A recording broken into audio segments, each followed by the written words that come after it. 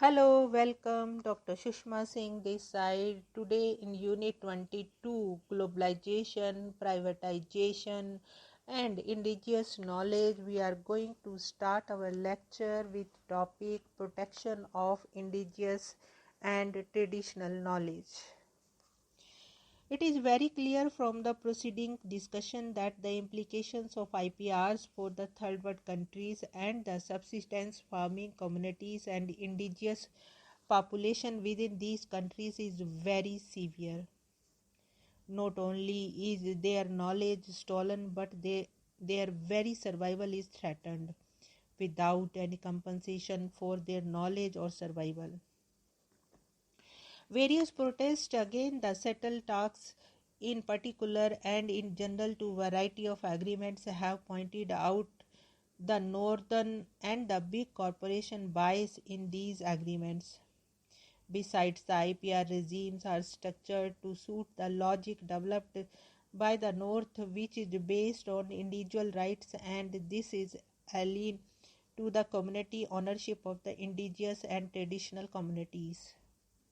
Some of the characteristics of the indigenous knowledge are collective rights and interests closely integrated with their ecology and environment, sometimes taking on a scared quality. Most of the time, this knowledge is respectful of the diversity in nature and not always well documented but orally transmitted. These aspects of indigenous knowledge and their way of life have been their vulnerable point for exploitation. For instance, the Convention on Biological Diversity (CBD) argued that one factor in the loss of biodiversity is the lack of clear property rights governing ownership and access to biodiversity. Therefore, it recommends that there should be clearer specifications and laws regarding sustainable management of the resources in the control of the indigenous community. The existing IPR regimes do not recognize the collective rights that indigenous people hold in knowledge and practices. There is also a fixed period for protection under patent laws, usually up to 20 years, which again does not provide for indigenous knowledge that is often the result of the millennia of innovations and transmission. Various organizations have turned to different international conventions and summits for guidance regarding the rights of indigenous communities and to work out modalities for the protection of their rights and knowledge.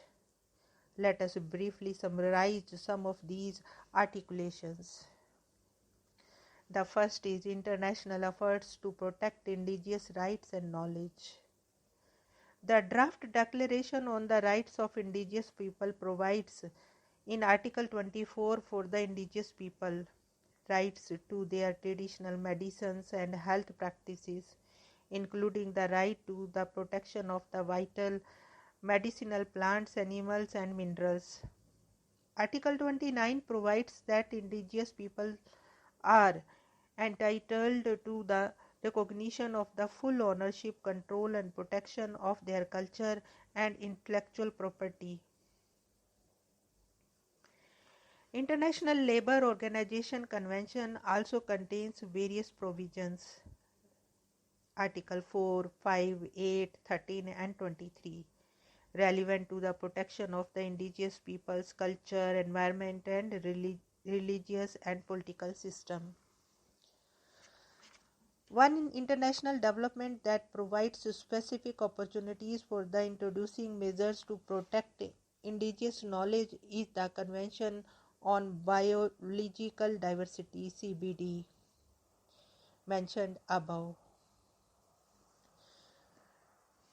These are as far as the international directives and conventions which provide broad outlines, but when it draws closer to the implementing, a lot of nuisances come in the way, which makes the protection of knowledge and communities very difficult. Now let us move to the next point, perspectives on protection of traditional knowledge. For instance, the CBD urges national laws or policies to be made which protect biodiversity and indigenous community rights. If we take the example of India, for instance, can we say that our national policies and laws have been protective of our small communities or indigenous communities such as Adivasis? The Indian herbal industry has been accused of using traditional community knowledge and not sharing the benefits of the profits it made. There are several perspectives to the issue of the protection of traditional knowledge and benefit sharing.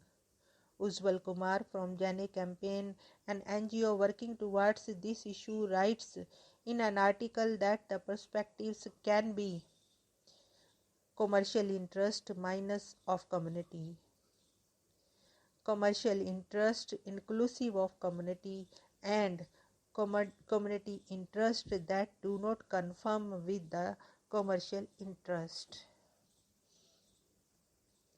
As for the first perspective, it seems a lot of what the domestic herbal industry or pharmaceutical industry is doing is reaping the traditional knowledge for commercial interest without providing for the communities.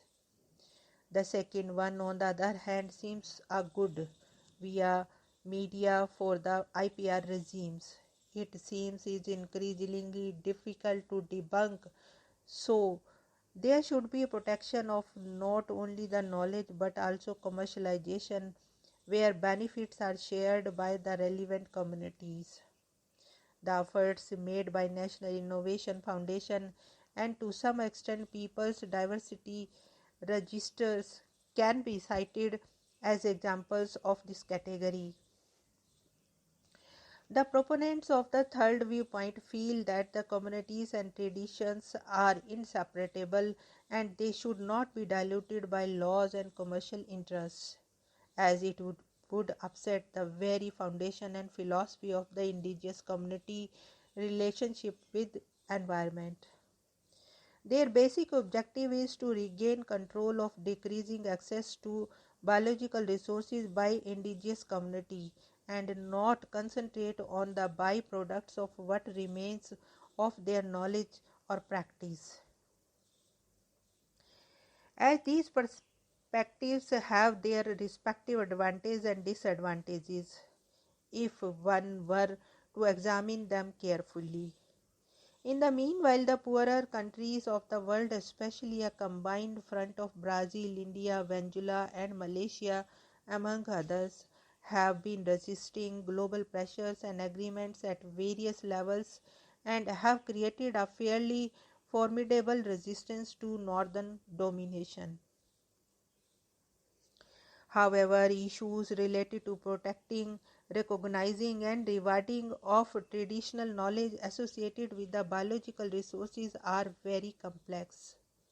The modalities of protecting traditional knowledge are still emerging and evolving. The nature of entitlements and share in benefits is also a gray area. Even at the international level, clarity has not as yet emerged and countries are grappling with the issue. Now let us conclude the unit.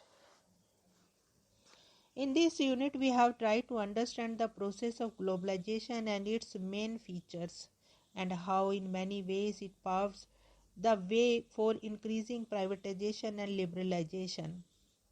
We examined the features of the International Trade Regulatory Body, the WTO, especially with relation to the trade-related intellectual property rights. The discussion of related issues found that the concerns expressed by the poorer countries about the domination of the North are reasonably valid. The domination of the North is expressed in many ways, and we try to examine some of these aspects. One particular aspect which is of the important to our unit is the agreement on TRIPS, which has several consequences for the IPRs. Couched as they are in legal language, some of the agreements and laws have proved to be very slippery, but with increasing involvement and alertness on the part of the third world countries, a lot of biopiracy has come under watch. As to how these regimes will evolve will depend on the continuing debates on various issues that concern indigenous people's rights and the protection of their knowledge and biodiversity. Here we want to close this lecture and we have come to the end of the unit. Thanks for so patientful hearing.